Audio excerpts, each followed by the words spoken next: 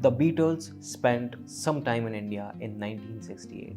They came to Rishikesh to learn meditation, and their experience was filled with surprises and mysteries. George Harrison's wife, Patty Boyd, came across an advertisement in the newspaper about a meditation learning course in an ashram in India. She, along with the other Wags and all the members of the band, arrived in India in the month of August. The group tried to find answers through Maharishi Mahesh Yogi meditation movement. The trip proved to be one of their most creative periods. They wrote reportedly 48 songs.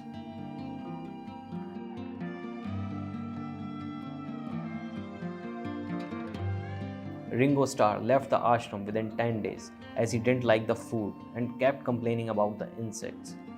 Paul McCartney left the ashram in 30 days as he felt Maharishi was manipulative and was seeking media attention through the band.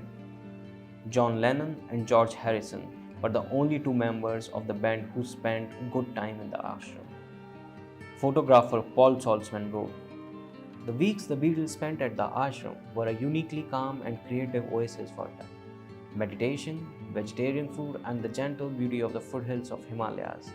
There were no fans, no press, no rushing around with busy schedules, and in this freedom, in this single capsule of time, they created more great music than in any similar period in their illustrious careers." While a majority of the songs written during the Beatles' stay in India were recorded for the White Album and Abbey Road, several other compositions from the period later ended up on the members' solo album. Paul McCartney described his time at ashram as a summer camp where they would eat and meditate. During his stay at the ashram, John Lennon became detached with his wife and spent most of his time away from her in a separate room.